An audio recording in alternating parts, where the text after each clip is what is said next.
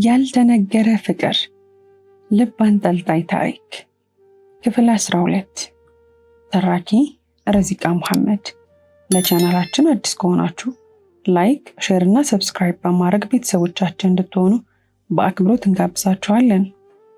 በማያ ንግግር ግራ እንደተጋባሁ ማለት አልኳት። እንዴ አጎት ልትሆን ነው? እህትህ አይደለም አለች። ያምሻል እንዴ? ምንድን ነው የምታወሪው? የምን እህት የምን አጎት አልኳት ኮስተር ብዬ። ምንም ቃል ሳትናገር ሆዷን ማሻሸት ጀመረች። በሰዓቱ ላለማመን ይመስል ጠግባ ሆዷን እያሸች ነው ብዬ ባምን ደስ ይለኝ ነበር። እኔ ሁኔታውን ለመረዳት ያህል ማያ ምንድን ነው አልገባኝም አልኳት። አልገባህም ወይስ ማመን አልፈለግክም አለች። ይዛኔ ደስ የሚል ቀን እየጀመርኩኝ ስለነበረ ክፉ ደግ ላለመነጋገር ብዬ ደህና ዋይ ብያት መንገድ ስጀምር አርግዣለሁ አለች። ክው ነበር ያልኩት። ምክንያቱም ፈተና ከጨረስን ራሱ 2 ወር አይሆነንም። ከመቼው እንዳረግዝች አላቅም። ማመንም ከብዶኝ ነበር። በጣም ደንግጫለሁ። ግን የደነገጥኩት ማያ ገና በጣም ትንሽ ናት፣ ለመውለድ አልደረሰችም። እሱም እንዴት ጨክኖ ነካት ብዬ ተናደድኩኝ። ማርገዟን ማመን አልቻልኩም። በሆነ መንገድ ደግሞ በሷም ተናድጃለሁኝና ዞሬ መልካም ልጁ ልጅ ብያት መንገዴን ቀጠልኩ። እንደዚህ አይነት ምላሽ ስላልጠበቀች ደጋግማ ስሜን ስጠራ ነበር። እኔ ግን ዝም ብዬ ቀጥታውን መንገድ ሄድኩኝና መንገዱ ላይ ስታጠፍ ቆምኩኝ። ተናደድኩም፣ ደነገጥኩም። እሷ አርግዛ ማሰብ ከበደኝ። ለደቂቃዎች ቆሜ ካንሰላሰልኩኝ በኋላ ለነገሩ ምን አገባኝ፣ በዛ ላይ አግብታ ነው ያረገዘችው፣ ምን አገባኝ ብዬ መንገዴን ቀጠልኩ። የነ ልዕልና ቤት እስክደርስ ድረስ ነገሩን ማመን ከብዶኝ ነበር። እያንሰላሰልኩኝ እነሱ ቤት ደረስኩኝ። ሳንኳኳ ልዕልቷ ቶሎ ከፈተችልኝ። ከተገናኘን ስለቆየን እንደናፈኳት እየነገረችኝ አንገቴ ስር ሽሽግ አለች።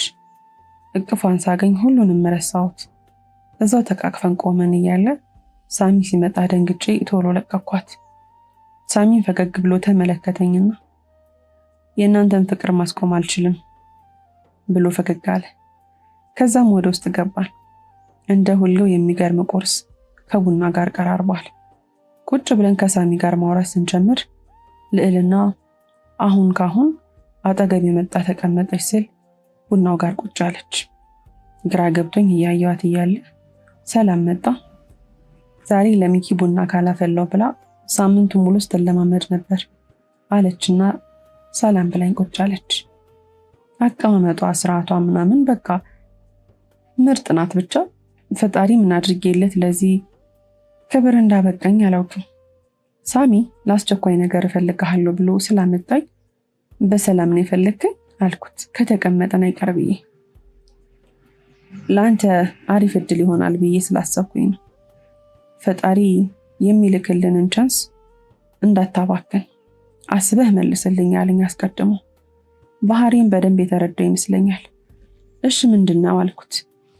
እንግዲህ ውጤት ቢመጣም ዩኒቨርሲቲ መሄድ እንደማትፈልግ አውቃለሁ።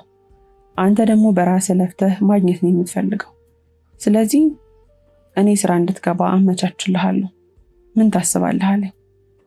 ደቂቃዎች አልፈጁብኝም። በደስታ ነው ሳሚ። ስራ ያስፈልገኛል በጣም። እንደውም ፈልግልኝ ልልህ እያሰብኩኝ ነበር እኮ አልኩት። በመልሴ ተደስተዋል። እናም ቤ እንዳልላችሁ ፈርተው ነበር መሰለኝ። ቡና ጠጥተን አወራንና አመሻሹ ላይ ወደ ቤት ተመልሼ ፍልቅልቅ እያልኩኝ ስራ ማግኘቴን ነገርኳት። ሌላ ጊዜ ብነግራት ልትሆን እንደምትችለው አልሆነችልኝም። ደስ ይላል የኔ ልጅ፣ ፈጣሪ ይርዳህ አለች። እማ ምንድን ነው አልኳት። ልጄ የማወራህ አለ ቁጭ በላለች። ፊቷ ልክ ስላልነበረ ደንግጬ ቁጭ አልኩኝ። እግሯ ስር በርከክ ብዬ እናቴ ምንድን ነው የተናደደ ፊት ነው የማይብሽ አልኳት ግራ ገብቶኝ። አዎ ጨንቆኛል ልጄ፣ ራሴን እየወቀስኩ ነው። አንተም ስትሰማ እንደምትናደድብኝ እርግጠኛ ነኝ አለች። በፈጣሪ ስም በዛሽ ቅጽበት አእምሮዬ ስንት ነገር አሰብ። ምን ተፈጠረ፣ አባቴ ምን ሆነ ብዬ መጨነቅ ጀመርኩ። ቆይ ለምንድን ነው ራስሽን የምትወቅሽው? ምን አድርገሽ ነው አልኳት። እንድትነግረኝ ብዬ። አላቅም ልጄ፣ ሰርካለም ደስ ብሏታል። እኔ ማስቆም እንደነበረብኝ ይሰማኛል። በልጅነት መውለድ ከባድ ነው። ማያ ያንተ ታናሽ ሆና በሆዷ ጽንስ ተሸክማለች አለች። ብዙ ነገር አስቤ የማውቀውን ነገር ስትነግረኝ ቀለል አድርጌው ከእግሯ ስር ተነስቼ አልጋው ጫፍ ላይ ተቀመጥኩ። የኔዋ ተናድጄ መስሏት ልጄ አንተ ሞክረሃል እንዳትናደዳለች። እማ እኛ ስለሌላ ሰው ህይወት መጨነቅ ያለብን ሁኔታ ላይ አይደለንም። ፈልጋ ላረገዘችው ለምን አንቺ ራስሽን ታስጨንቂያለሽ? በሰላም እንድትወልድ ጸልይላት አለቅ። አንቺ ከሷ በእድሜ አንስሽ አይደል የወለድሽኝ አልኳት። አውቀሃል አለችኝ በግርምት እያየች። ሳሚ ጋር ሲሄድ አገኘኋትና ነገረች። ከዛ ሰላም ተገላገይ ብዬ ሄድኩኝ። አሁን እኔ ህይወታችንን ለመቀየር እድል ተሰጠኝ ያልኩሽ በሷ ተጨንቀሽ ለኔ ያለመደሰትሽ አናዶኛል አልኳት። ከዛ ይቅናህ ብላ አቅፋ ባበለች። እኔ እሷንና የልዕልና ንቅፍ ሳገኝ ንዴቴ ይበርዳል፣ ችግሬን እረሳዋለሁ። አረጋግታኝ ራት በልተን ተኛን። በቀጣዩ ቀን አላደርስ ያላት ልዕልና በሌሊት ደውላ ቀሰቀሰችኝና ዘንጬ እንድመጣ ነገረች። ሳሚ ስራ ቦታ ወስዶ ሊያስተዋውቀኝ ስላሰበ ነበር እንደዛ ያለች። እኔም የደሃ ቅንጡ በእኔ ቤት በወድ የገዛኋትን ልብስ ለባብሼ የማየም ምርቃት ተቀብዬ መሄድ ነው። እዛ ስደርስ ቀድማ ያገኘችኝ ልዕልና ፊቷን ቀይር አድርጋ የተመለከተች። ሚኪ ሰዓት ደርሷል እኮ ገና ልብስ ትቀይር ነው አለች። ከፍቶኛል ግን ያለኝን እኮ ነው የለበስኩት አልኳት። ደግነቱ ወዲያው ሳሚ መጣ። ምግቡ እንጂ ልጆች አለ። ነፃ ልጅ እኮ ናት ረስተዋለች። ወዲያው እጄን ይዘኝ ወደ ውስጥ ገባን። አስተዋዩ ሳሚም ይዞኝ ወደ ክፍሉ ሄድን። ልብስ አዘጋጅቶልኝ ነበር፣ ለዛውም የሀብታሞችን ሱፍ። ምንድነው አልኩት ግራ ገብቶኝ። ቶሎ ልበስና እንሂድ ብሎኝ ከክፍሉ ወጣ። እንዴት እንደምለብሰው ያን ያህል እውቀቱ ባይኖረኝም ዝም ብዬ መልበስ ጀመርኩ። ሸሚዙን ቆልፌ ከላይ ኮት አደረኩኝ። ካልሲ እስከ ጫማው አዘጋጅቶልኛል። ሲጀምር ሳሚ ይለያል። እኔ ሰው በዛ ልክ ጥሩ ይሆናል ብዬ አስቤ አላውቅም። ከእናቴ ውጪ ይወሃል አይመስለኝም ሁሉ። ከዛ ለባብሼ ስወጣ ሁሉም ተሰብስበው እየጠበቁኝ ነበር። ልዕልቷ ገና እንዳየችኝ አፏን ይዛየችኝና እንዴት እንዳማረብህ ብላ በግርምት ተመለከተች። በየተራ ሁሉም አደነቁኝ። ከዛም ሰላም ቀስ ብላ ልዕልናን ተመለከተቻትና ደረቱ ጋር የወጣቶችን አይመስልም አለቻት። በአንዴ ተግባቦት ልዕልና መጣ። እስከ አንገቴ ድረስ የቆለፍኩትን ሸሚዝ መክፈት ጀመረች። በጣም ቀርባኝ ነበር። እንኳን በዚህ ልክ ቀርባኝ ገና ሳያት የምታሳሳ ልጅ ናት። እዛ ቤተሰቧ ፊት ሸሚዜን ስትፈታ ግራ ገብቶኝ እጇን ያስኩትና ቀና ብዬ ተመለከትኳቸው። ሁለቱም ተመለከቱኝና ከት ብሎ ሳቁብኝ። የዛኔ ልታስተካክልልህ እኮ ነው አለኝ ሳሚ በመሃል እየሳቀ። ከዛም ትንሽ ደረቱ ጋር ከፈት አደረገችውና ኮቱንም አስተካከለችልኝ። ከዛም በደንብ ተመለከቱ። አያቸው አይደል ምን አይነት ቆንጆ ባል እንዳለኝ አለች ቅብጥ እያለች። እኔ እያፈርኩ አይኔን መሬት ተከልኩ። ራሴን በመስታወት ተመለከትኩት። የምርም አስጠሊ ሰው አይደለሁም። ገንዘብ ውበት ይሰጣል እንዴ? በጣም ቆንጆ ሆንኩኝ እኮ አልኩኝ በልቤ ፈገግ ብዬ። ከዛ ቶሎ ምግብ በልተን ቶሎ መኪና ጨራርሰን ልንወጣ ስንል ልዕልና ቀወጠችው። ምን ሆንሽ አልኳት ደንግጬ። እኔ ሳለች። አይ ልጄ ዛሬ አይሆንም ደግሞ ቶሎ ነው የምንመለሰው አላትና ወጣን። አንድ ላይ ስንታይ በስራ ስኬታማ የሆኑ ሁለት ወጣቶችን የምንመስለው ማለት ይቻላል። ደግሞ በጣም ኮራ ብዬ ነበረ ሲሄድ የነበረው። በእርግጥ ስላለመድኩት ልብሱም ጫማውን ነፃነቴን ነፍጎኛል፣ ግን ኮል ሆኜ ለመታየት እየሞከርኩ ነበር። የሚያሳዝነው ግን እዛ ስንደርስ በጣም እድል ቢስ ነኝ መሰለኝ። ያልጠበቅኩት ነገር ነው የገጠመኝ። በእርግጥ ግድ ሊሰጠኝ የማይገባም፣ ግን ደግሞ እሱን እዛ ቦታ ላይ ማየቴ ለኔ ጥሩ ስሜት የለውም። እዛ እንደደረስን ሳሚ መጀመሪያ ሰላም ያለው የማያን ባለቤት አባት ነበር። ከእነሱ ቤተሰብ ሙሉ በሙሉ መራቅ ነበር የኔ ፍላጎት። ምክንያቱም እሱን ባየ ቁጥር ማያን አስታውሳታለሁ። እሷን ሳስብ ደግሞ ለገንዘብ ብላ ማግባቷን፣ በአንዴ ልጅ መጸነሷ ያናድደኛል። ግን ምን አገባኝ? ቆይ እዛ ለትልቅ ስራ ልቀጠር ሲሄድ የማስበው ነገር ይህንን መሆን አልነበረበት። ተዋወቀው ሚኪያስ ይባላል የሚለው የሳሚ ድምፅ ከገባውበት ሐሳብ አነቀኝና ቀና ስል ሰውየው እጁን ዘርግቷል። ነገሮችን በማበላሸት በጣም ጎበዝ ከመሆን የተነሳ ራሴንም አላምነውም ማለት ይቻላል። የዛኔ ነቃ ደንገጥ ብዬ ሰላም ተቀያየርኩኝ። ከኋላ ከነበሩት ጋርም አስተዋወቀኝ። አንዳንዴ መማር ምን ያደርጋልና ሳስበው ደግሞ መማር ያስከብራል። እኔም ምርጥ ባልሆንም እንግሊዘኛ ቋንቋ መቻሌ ግን በጣም ጠቅሞኝ ነበር። የሚያወሩት ይገባኛል፣ እመልሳለሁ። እንደ ሁልጊዜው ምርጡ ሳሚ አላሳፈረኝም። እኔም ፐርፌክት እይታ አላበሰኝ። የሌለኝን እውቀት አጎናጽፎ አብራራኝ። ኮል ሆኖ በመታየት ረገድ መቼም አንታማምና ኮስተር ኮራ ብዬ ለመታየት ሞከርኩኝ። ተሳክቶልኛል። ስለ ስራው እውቀት እንጂ ልምድ እንደሌለኝ ነግሯቸዋል። የእናቴ የሰው መውደድ ይስጥ የምትለው ምርቃት በደንብ የተሳካች ይመስላል። ሰዎቹ ትኩረት ሰጠውኝ ነበር። ፕሮቶኮል አጠባበቅ አሪፍ እንደሆንኩኝና ለስራው ብቁ እንደምመስላቸው ለሳሚ ነገሩት። እየሰማው ሙቀት ለቀቀብኝ። ከዛም ጸሐፊዋ ጋር እንድጠብቃቸው ነግረውን ወደ መሰብሰቢያ ክፍሉ ገቡ። ገና ቁጭ ከማለቴ ልዕልቷ ደወለች። ሄሎ አለች ቀስ ብላ እንደተደበቀ ሰው። ወይ ምን ሆነሻል አልኳት። ምን ሆና ነው ብዬ። ስራ ላይ ከሆንክ ብዬ ነው እኮ አለች። አይደለም ባክሽ ምን ስራ ነው አልኳት። ላናድዳት ፈልጌ። አልተሳካም እንዴ? ግን የራሱ ጉዳይ እሺ፣ ምንም እንዳትጨነቅ። ላንተ የተባለው ስራ ስላለ ነው እሺ። ሚኪ ቶሎ ነው በቃ አሁን የት ናችሁ አለች። ሳታዳምጠኝ ብዙ ስታወራ አሳቀችኝና ራሴ ላይ እንዳላማርት እየተሳቀኩኝ አዎ ደባሪ ነው በቃ ከሳሚ ጋር እየመጣን ነው ቻው ብዬ ስልኩን ዘጋውባት። ከዛም ስልኬ ላይ ያወረድኳቸውን የሷን ፎቶዎች እየተመለከቱ እየተመሳሰጥኩኝ ያለ ስራ ልቀጠር መሆኑ ትዝ ሲለኝ ከሷ ወጥቼ ሰዎቹ ስላወሩት ነገር ማንሰላሰል ጀመርኩ። ከዛም ስልኬ ላይ ሰርች እያደረግኩ ማየት ጀመርኩኝ። ለትምህርት ፍላጎት የለኝም እንጂ በሞክር እንደምሰራው አውቀዋለሁ በደንብ።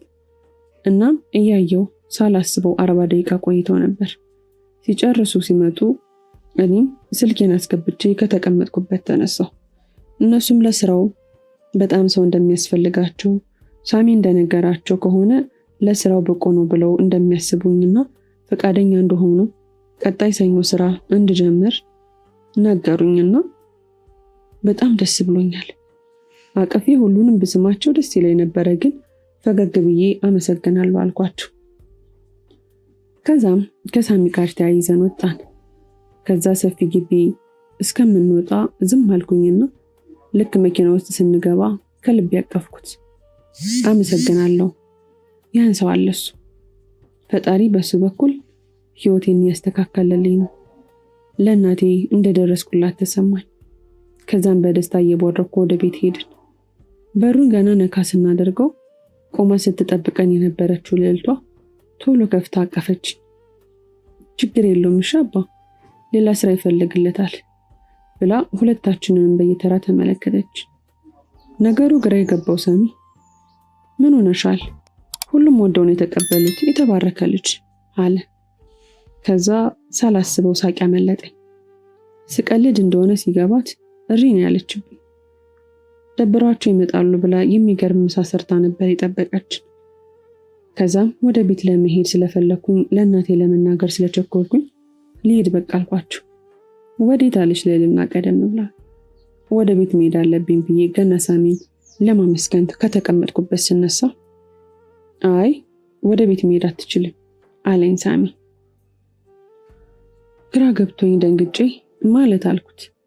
ቀድመን እናንተ መሄድ ያለብን ቦታ አለ ብሎኝ ተያይዘን ወጣን።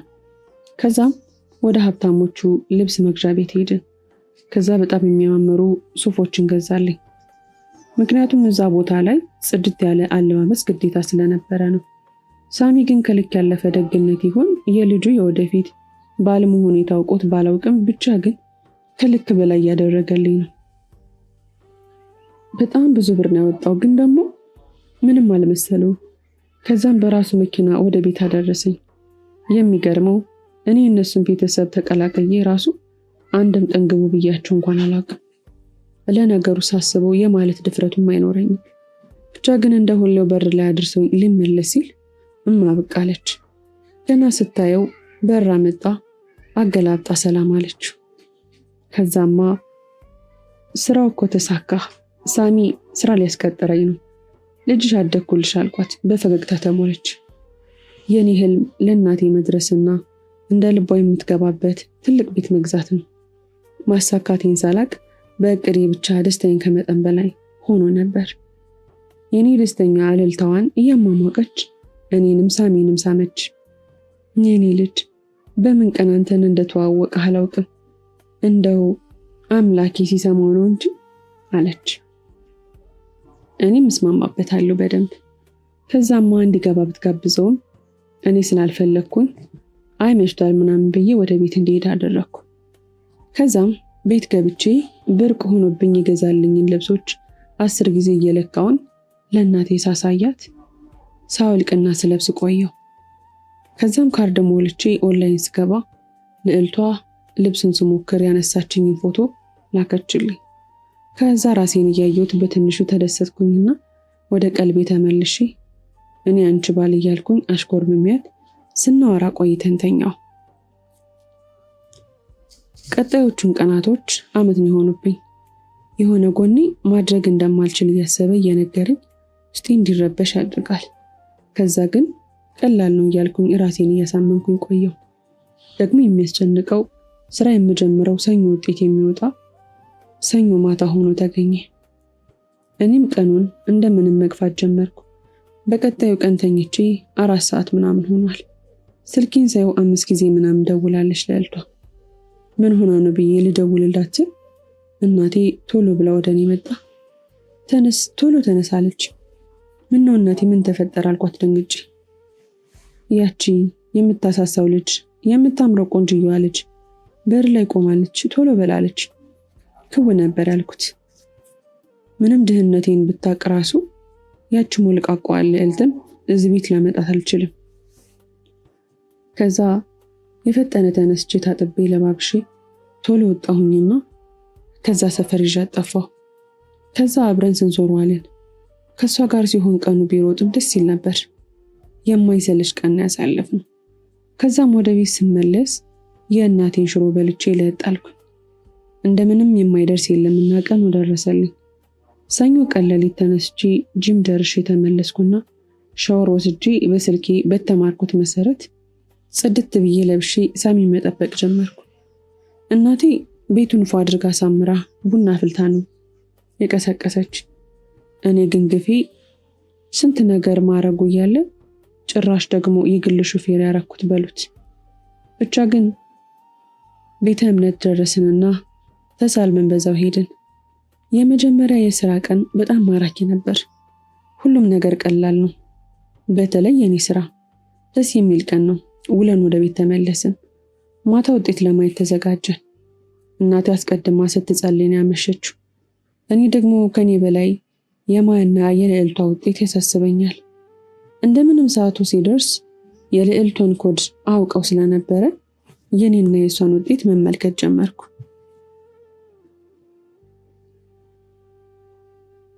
ጭራሽ አልጠበቅኩም ነበር። ልዕልቷ ነቅንቀዋለች። ከ700 659 ነበር ያመጣችው። ከሷ በላይ ደግሞ እኔ አልፌ ከ500 በላይ ማምጣቴ አልዋጥልሃል። አንዳንዴ ከመከለስ ውጪ ስራዬ ብዬ እንኳን አጥንቼ አላውቅም። የአንብቦ የመረዳት ችሎታ ስላለኝ መሰለኝ ያን ያህል አልከበደኝም ነበር። የልዕልቷ ውጤት በጣም ደስ ይላል። ወዲያው ለእናቴ ነግሬያት በዛ ምሽት ወደ እነሱ ቤት ሄድኩኝ። የሚገርመው እኔ በዛ ምሽት እየበረርኩኝ ሄጄ ለእነሱ ገና ውጤት ለማየት ሲዘጋጁን የደረስኩት። ገና በሩ እንደከፈተችው ጥምጥም ብዬ አቀፍኳትና ከልቤን ያኮራሽኝ ብዬ አቀፍኳት። ከዛም ወደ ውስጥ ገባንና የመጣችውን ውጤት ስነግራቸው ልዕልና ባለማመን ጮኸች። ሳሚ ኮራ ብሎ ፈገግ አለ። ከዛም በደስታ ሁላችንንም አቀፍናቸው። የሚገርመው እሷ በራሷ እውቀትና ልፋት ባመጣችው ውጤት ሳሚ ወደ እኔ ተጠግቶ ያንተም ዋጋ አለው አለ። ግራ ገብቶኝ ማለት አልኩት። ልዕልና ቀደም ብላ በጣም ተስፋ ቆርጬ ነበር እኮ እናቴን ጥዬ አልሄድም ብዬ ማጥናትም አቁሜ ነበር። አንተ ግን ከፈጣሪ ቀጥሎ ለዚህ አበቃኸኝ አለች። ሳሚም ቀጠል አድርጎ ስንት ወንድ ዓላማዋን ሊያሰናክላት ሲሞክር ነበር። ሁሉም የሚፈልጋት ለሌላ ነገር ነው። ሁሉም ትምህርቱን ተይውና ላግባሽ ነው የሚሉት። አንተ ግን ነግራኛለች። አሪፍ ውጤት ከሷ እንደምትጠብቅና ካመጣች እንደምትሸልማት ነግራ አበረታሃት። ተስፋዋን አበዛሃላት። የምር አንተ በጣም ልዩ ልጅ ነህ አለኝ። እውነት ለመናገር ደስ ብሎኛል። እንዲህ መባል ለእኔ ትልቅ ኩራት ነው። ደስ ይላል። እሷን በጣም ደስ ብሏት ነበር። የምትሆነው አጣ ነበር። ቀጥሎ ደግሞ እኔ የማያን ውጤት ማወቅ ተመኘው፣ ግን በዛ ሰዓት አልችልም። ደስታችንን መቋጨት ነበረብኝና ደስ ስላለኝ ለመናገር ላቅፋት ስለፈለኩ ነው የመጣሁት። ወደ ቤት ልሄድ በቃ አልኳቸው። ሳሚ እኔ ነኝ የማደርስ ብሎ ቤቴ ድረስ አደረሰኝ። ክፍል 13 ይቀጥላል። ታሪኩን ከወደዳችሁት ላይክ፣ ሼር፣ ሰብስክራይብ ማድረጋችሁን እንዳትረሱ።